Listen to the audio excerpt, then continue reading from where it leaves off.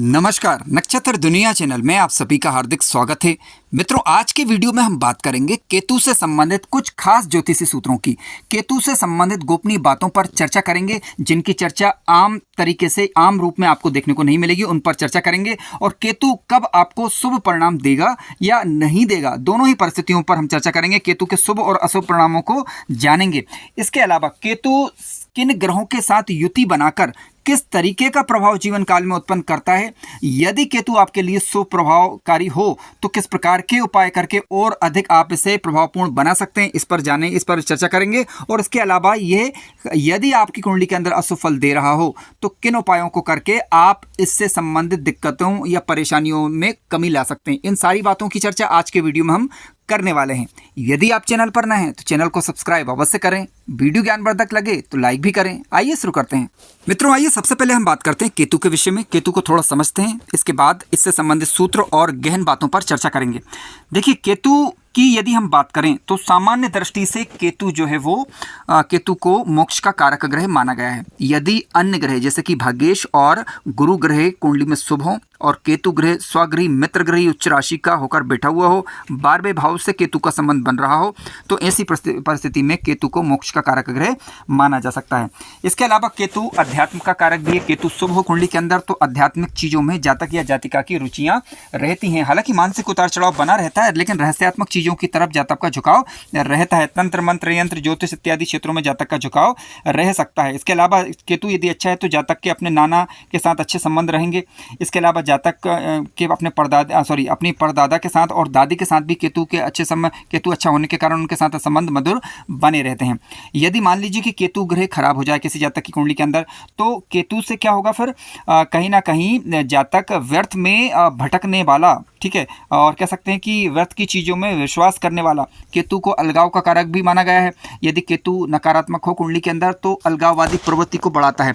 जिस भाव से केतु का संबंध बनेगा, विशेष रूप से नेगेटिव प्रभाव यदि ये दे रहा हो, तो इसी परिस्थिति में कहीं ना कहीं उस भाव से संबंधित समस्याएं उत्पन्न करता है। ऑपरेशन इत्यादि का कारक ग्रह, आकस्मिक घटनाओं का भी फिर ये कारक ग्रह, और इसके अलावा कह सकते हैं कि लंगड़ापन हो, ठीक है, और किसी भी प्रकार के ऑपरेशन वगैरह हो, और इसके अलावा कहीं ना कहीं गुप्त रोग इत्यादि से संबंधित दिक्कतें हों, तो ये इसके लिए केतु का विचार हमें कर लेना चाहिए। केतु यदि आपकी कुंडली के अंदर खराब है तो जातक दरिद्र टाइप का भी रह सकता है, ठीक है, मलिनता इत्यादि उसके अंदर व्याप्त रह सकती है। रहस्यमय चीज़ों की तरफ जातक की प्रवृत्ति रह सकती है। षड्यंत्र कराने वाला भी ग्रह आप इसे मान सकते हैं यदि नकारात्मक प्रभाव दे रहा है तब।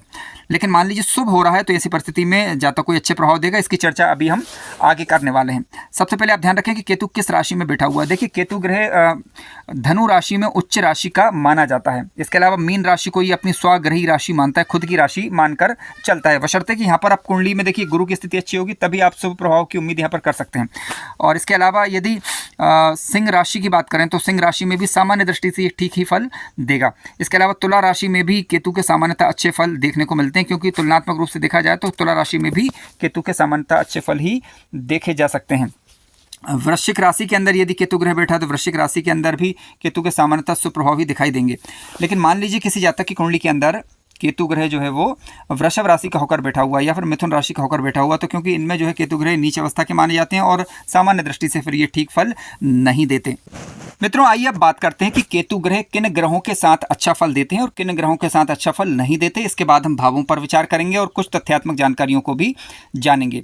देखिए, यदि किसी जातक की कुंडली में सूर्य, मंगल और केतु, ये तीन ग्रह, फिर सुनिए, यदि किसी जातक की कुंडली में सूर्य, मंगल और केतु, ये तीनों ग्रह यदि एक साथ बैठ जाए तो क्या होगा। देखिए, तीनों ग्रह जब एक साथ बैठेंगे तो इनकी संयुक्त दृष्टि किसी भाव पर जाएगी, ठीक है, और जिस भाव या वस्तु पर इनकी संयुक्त दृष्टि जाएगी तो इसे बिल्कुल भी ठीक नहीं कहा जा सकता। उस भाव से संबंधित चीज़ों में ये दिक्कतें, परेशानियां उत्पन्न करने वाली ही कही जाएंगी। उस भाव से संबंधित जो भी रिश्तेदार होंगे, रिश्ते नाते होंगे, या जो भी चीज़ का विचार किया जाता होगा उस भाव से संबंधित, तो उसका पूरी तरीके से कह सकते हैं कि दिक्कतें उसमें उत्पन्न, ये तो नहीं कहूँगा मैं कि पूरी तरीके से नाश हो जाएगा, लेकिन हाँ, पूरी कहीं ना कहीं बहुत ज़्यादा परेशानियाँ, दिक्कतें उत्पन्न होंगी।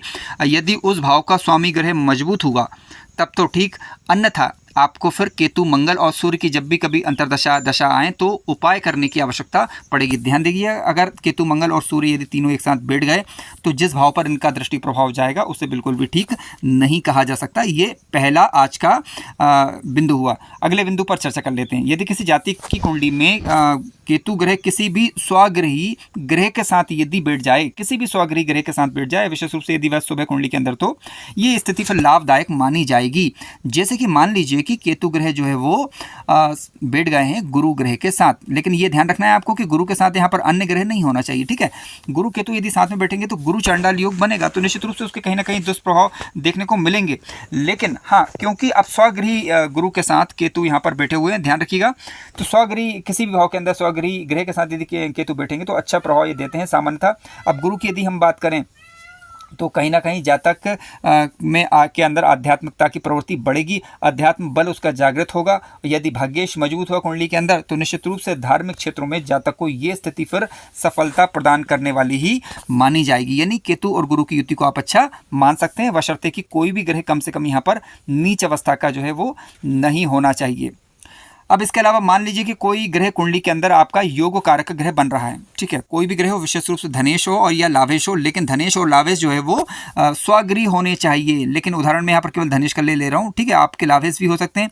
धनेश कोई भी ग्रह हो यदि वह स्वगृही है और केतु के साथ यदि बैठा हुआ, केतु कुंडली के अंदर योग कारक ग्रह बन रहा है, तो ऐसी परिस्थिति में निश्चित रूप से जातक को अचानक से धन लाभ होगा। धन का आगमन बहुत बड़ी मात्रा में हो, इस बात की भी प्रबल संभावना बनती, क्योंकि केतु अचानक चीज़ों को देता है, अचानक लेता भी और अचानक देता भी है।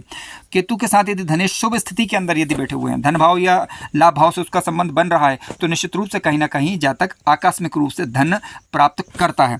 मान लीजिए कि किसी जातक की कुंडली में केतु के साथ जो है वो लावेश बन गए और लावेश यहाँ पर स्वगृही होने चाहिए, लेकिन ठीक है, लावेश यदि स्वगृही होकर बैठे हुए हैं तो लावेश का मतलब ये है कि धन लाभ ही नहीं, किसी अन्य क्षेत्र में भी लाभ, जो भी आप कार्य कर रहे हैं उसमें लाभ, ठीक है।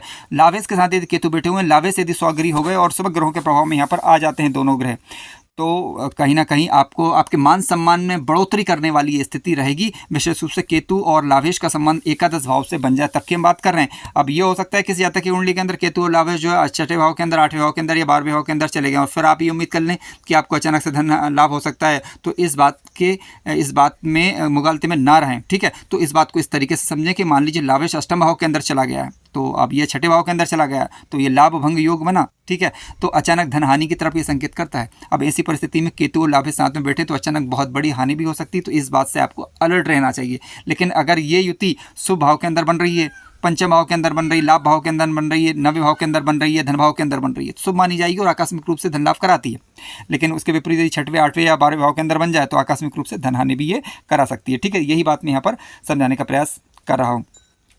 इसके अलावा मान लीजिए किसी जातक की कुंडली में राहु और केतु साथ में बैठ जाएं। साथ में बैठने का तात्पर्य ये देखिए, आमने सामने बैठेंगे, ये साथ में तो कभी नहीं बैठेंगे। किसी कुंडली में आपको आमने सामने, हर कुंडली के अंदर आपको आमने सामने में ही केतु और राहु मिलेंगे, ठीक है। जैसे मान लीजिए कि राहु यदि यहाँ पर छठे भाव के, सप्तम भाव के अंदर बैठे हुए हैं तो केतु होंगे कुंडली के 11वें भाव के, लग्न भाव के अंदर, ठीक है। लग्न भाव में केतु, सप्तम भाव में राहु बैठे हुए हैं, तो आमने सामने ये हो गए। अब जिस कुंडली के अंदर किसी भी भाव में राहु केतु यदि अकेले बैठ जाएँ तो ये स्थिति अच्छी बिल्कुल भी नहीं होगी। स्वतंत्र रूप से यदि राहु और केतु बैठ जाएं तो खतरनाक स्थिति मानी जाएगी, ठीक है। उस भाव से संबंधित दिक्कतें, परेशानियां उत्पन्न होंगी। मान लीजिए कि राहु लग्न में और केतु जो है सप्तम में है, या सप्तम में केतु, सप्तम में राहु या लग्न में केतु हैं, तो वैवाहिक जीवन के लिए स्थिति ठीक नहीं। इसके अलावा जब कभी भी इनकी दशा अंतर्दशा आएगी तो जातक के जीवन में भटकाव लाने वाली हो सकती है। और कभी भी राहु में केतु और केतु में राहु का अंतर आया तो ये थोड़ा सा परेशान करने वाला है। तो ऐसी स्थिति में आप उपाय कर लीजिएगा और अपने लग्नेश ग्रह को मजबूत करिएगा। आइए अगली स्थिति पर बात करते हैं। अब किसी भी भाव, देखिए समझने के लिए मैंने यहाँ पर लग्न में केतु लिख दिया है, किसी भी भाव के अंदर आपका केतु ग्रह हो सकता है। अब मान लीजिए कि केतु ग्रह किसी जातक की कुंडली में शुक्र और बुध के साथ बैठा हुआ है, तो शुक्र के साथ बैठा हुआ है केतु, या फिर केतु और बुध की युति आपकी कुंडली के अंदर है, तो देखिए सामान्य दृष्टि से इसे विद्वानों ने काफ़ी अच्छा योग माना है। केतु के साथ शुक्र बैठा हो, केतु के साथ बुध बैठा हो, या बुध शुक्र के साथ जो है वो केतु बैठ जाए तो शुभ माना गया है और अच्छा फल देने वाला कहा जा सकता है। लेकिन मेरे विचार में आप ये देख लीजिएगा कि शुक्र और बुध जो है वो स्वगृही होने चाहिए यहाँ पर, ठीक है। कोई भी ग्रह नीच अवस्था का ना हो और शुभ ग्रह का प्रभाव इस पर हो, तभी जाकर जो है वो सुफल, आप इससे सुफल की उम्मीद कर सकते हैं। आइए अब बात करते हैं अन्य ग्रह की। मान लीजिए कि केतु के साथ मंगल ग्रह आकर बैठ जाए। देखिए स्वगृही होकर आई यदि मंगल बैठ गया तब क्या, आप समझते हैं इसे थोड़ा। देखिए वैसे तो नियम के अनुसार अगर स्वगृही मंगल है और वहाँ पर केतु बैठा है तो निश्चित रूप से केतु उसके बल को बढ़ाने वाला होगा। लेकिन एक बात यहाँ पर ध्यान देने वाली है, वो ये है कि यदि मान लीजिए मंगल कमजोर हुए और केतु थोड़े से बलवान हुए तो निश्चित रूप से ये केतु के बल को, मंगल के बल को बढ़ा देंगे। लेकिन अब मान लीजिए कि मंगल भी बलवान हुए और केतु भी बलवान हुए और ये दोनों ग्रह साथ में बैठे हुए हैं, स्वगृही होकर, ठीक है मंगल बैठा हुआ है, लेकिन हाँ आपकी कुंडली के अंदर ये मारक ग्रह, मारक भाव का स्वामी बन रहा है, खराब फल देने वाला अगर ग्रह बन रहा है किसी भी कारणवश, तो ऐसी पर क्योंकि मंगल जो है वो आपका अग्नि तत्व का ग्रह है। अब केतु क्योंकि उसके बल को बढ़ाने वाला ग्रह यानी वायु तत्व का ग्रह है। अब दोनों जब साथ में बैठेंगे तो मंगल की उग्रता में बढ़ोतरी होगी। जिस भाव को ये देखेंगे उस भाव से संबंध परेशानी उत्पन्न करेंगे, तो सावधानी बरतने की यहाँ पर फिर आवश्यकता हो जाती है। नाना पक्ष इत्यादि से यदि आप अपने विवाद करते हैं, नाना जी से इत्यादि, ठीक है, क्योंकि केतु को नाना का कारक ग्रह माना गया। अब नाना पक्ष से यदि आप विवाद करेंगे तो आपका केतु खराब होगा, तो सावधानी यहाँ पर आपको बरतने की आवश्यकता है। तो नाना पक्ष से अपने व्यवहार अच्छे रखें। इसके अलावा जितने धार्मिक आप बने रहेंगे तो जीवन काल में केतु आपको जो है ज़्यादा परेशान नहीं करेगा।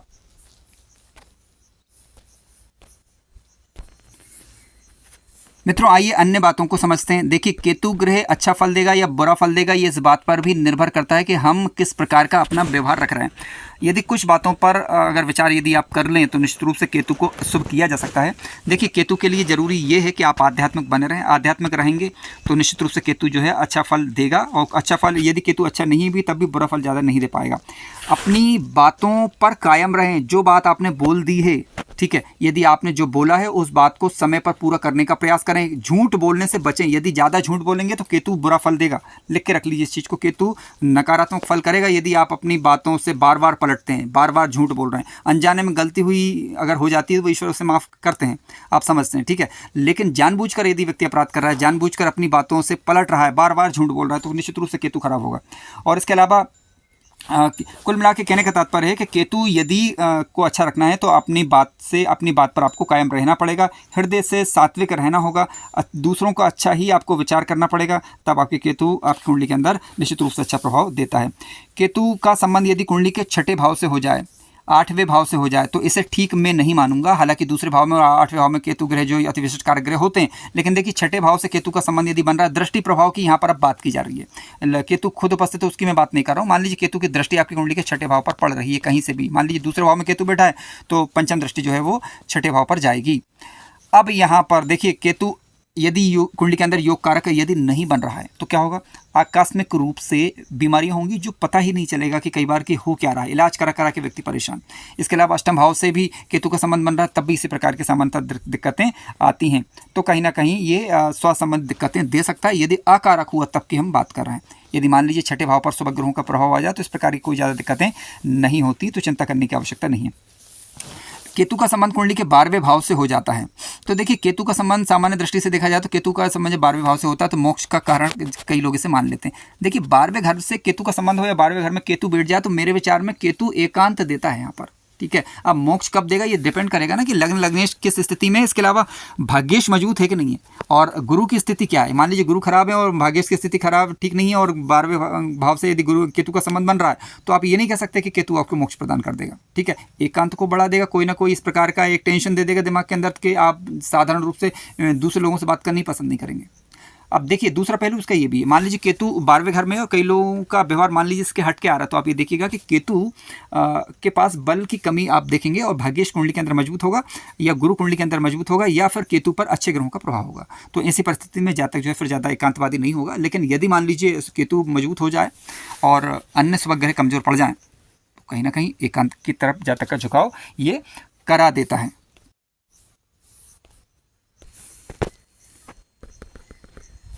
मित्रों आइए आप समझते हैं कि केतु आपकी कुंडली के अंदर शुभ है या नहीं, इसे किस प्रकार से आप चेक कर सकते हैं और शुभ केतु और किन स्थितियों में बनता है। देखिए केतु ग्रह यदि कुंडली के सामान्य दृष्टि से तीसरे भाव के अंदर बैठा हो, पंचम भाव के अंदर बैठा हो, छठे भाव के अंदर बैठा हो, 90 भाव के अंदर बैठा हो या 12वें भाव के अंदर बैठा हो लेकिन स्वगृही मित्रगृही उच्च राशि का होकर शुभ ग्रहों से दृष्ट, तो ऐसी परिस्थिति में फिर केतु को काफ़ी हद तक अच्छा आप मान सकते हैं। और इससे होगा क्या, देखिए इससे होगा ये कि जातक जो है अगर तीसरे भाव के अंदर बैठेंगे तो जातक को एक पराक्रमी बनाएगा और निश्चित रूप से दशा अंतर्दशा इसकी लाभकारी सिद्ध होगी, बशर्ते स्वगृही हो या फिर मित्रगृही हो कम से कम। और शुभ ग्रहों के प्रभाव में होना चाहिए, किसी नीच राशि के ग्रह के साथ नहीं होना चाहिए। गुरु इत्यादि के साथ बैठता है तो प्रबल राजयोगकारक ही माना जाएगा और कहीं ना कहीं जो है जातक को अच्छी प्रगति दे सकता है। मंगल के साथ बैठा है तो जातक को साहसी बनाएगा, तीसरे भाव के अंदर बैठा हो, चाहे पंचम में बैठा हो या छठे भाव के अंदर बैठा हो या नवे भाव के अंदर बैठा हो, तो ऊंचाइयों पर ले जाने का कार्य करेगा। केतु अच्छा है यदि आपकी कुंडली के अंदर, तो जातक के पैर सामान्य दृष्टि से मजबूत होते हैं, ठीक है, और अच्छे रिजल्ट देगा दशांतर दशा के दौरान यदि ये कारक बन रहा है तो। लेकिन इसके विपरीत मान लीजिए कि केतु यदि आपकी कुंडली के अंदर अशुभ प्रभाव दे रहा है, तो आप उस अशुभ प्रभाव को कैसे समझ सकते हैं, चलिए जानते हैं। देखिए, यदि केतु ग्रह कुंडली के अंदर खराब हो जाए तो ऐसी परिस्थितियों में बीमारियां पकड़ में नहीं आना, ज़्यादा एकांतवादी होना, ठीक है, और किसी से बातचीत करना ज़्यादा पसंद नहीं करना। इसके अलावा कई बार बनी बनाई योजनाओं पर पानी फिर जाता है, योजना समय पर पूरी ना हो और व्यक्ति समय पर सही डिसीजन नहीं ले पाए यदि लग्न से संबंध विशेष रूप से केतु का बन रहा है। मित्रों, केतु यदि आपकी कुंडली के अंदर अशुभ हो तो जीवन में जो है कई प्रकार की थोड़ी बहुत दिक्कतें दे सकता है। जैसे कि छठे भाव से यदि केतु का संबंध बन जाए, छठे भाव से केतु का संबंध होने पर कई बार बीमारियां पकड़ में नहीं आना, ठीक है, इस प्रकार की दिक्कतें हो सकती हैं। ज़्यादा एकांतवादी बने रहना, ठीक है, या केतु अशुभ हो किसी भी स्थिति में तो।